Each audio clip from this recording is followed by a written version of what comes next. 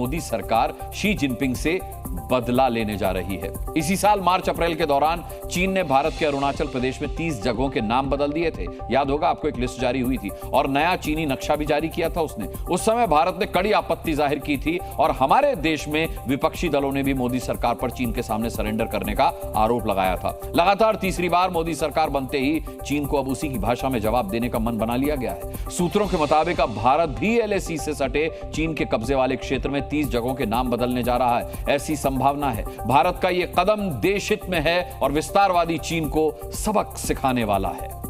चीन के राष्ट्रपति शी जिनपिंग को इस बात का अंदाजा तो होगा कि कूटनीति के मैदान में मोदी और जयशंकर की जोड़ी इस बार ज्यादा आक्रामकता के साथ खेलेगी, लेकिन उन्हें यह बिल्कुल भी पता नहीं होगा कि पहले ही दिन से पावर हिटिंग शुरू हो जाएगी।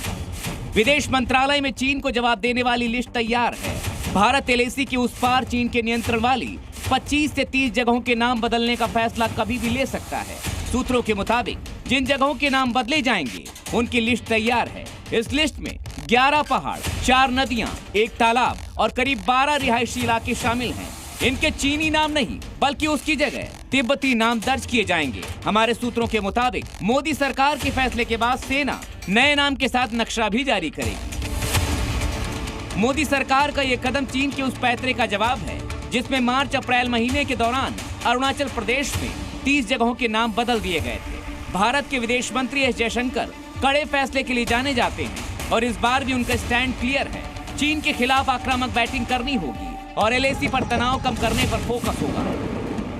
चीन के बारे में हमारी फोकस तो होगी कि सीमा में जो स्थिति जो है उसमें अभी भी कुछ इश्यूज बाकी बचे हुए हैं, तो उसको कैसे निपटाया जाए। पाकिस्तान के साथ ये भी आप जानते हैं कि विषय जो है सालों से वो जो आतंकवाद का विषय जो है, cross border terrorism, how do we find a solution to it so that cannot be the policy of a good neighbor। विदेश मंत्रालय संभालते ही उन्होंने मीडिया के जरिए विस्तारवादी चीन और आतंकवाद की जन्नत पाकिस्तान को मैसेज दिया है। लेकिन बड़ी बात है जिनपिंग को उन्हीं के अंदाज में बार बार और लगातार पटकनी देना। मोदी सरकार के पहले 2 टर्म को याद कीजिए। पहले टर्म में भारत और चीन के बीच डोकलाम में विवाद हुआ था। वहाँ भी चीन की सेना को पीछे हटना पड़ा था। मोदी सरकार जब दूसरी बार आई तो 1 साल बाद ही गलवान में हिंसक तनाव हुआ। भारत के जवान चीनी सैनिकों पर भारी पड़े और अब तीसरी बार मोदी सरकार बनते ही नाम बदलने वाली कूटनीति का जवाब दिया जा रहा है। हिंदुस्तान ने भी अब तिब्बत में ऐतिहासिक इम्पोर्टेंस बताते हुए नाम बदल दिए।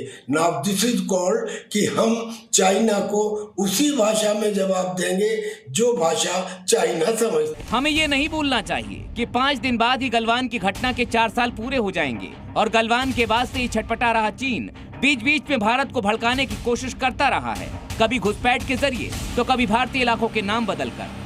नवंबर 2017 में चीन ने अरुणाचल प्रदेश के 6 जगहों के नाम बदल दिए थे। दिसंबर 2021 में 15, अप्रैल 2023 में 11 और अप्रैल 2024 में अरुणाचल की 30 जगहों के नाम बदलकर भारत को वो उकसाता रहा। लेकिन अब जिस तरह नाम बदलने को लेकर भी भारत ने चीन को उसी के अंदाज में जवाब देने का मन बनाया है, उम्मीद है चीन की ये बुरी आदत सुधर जाए।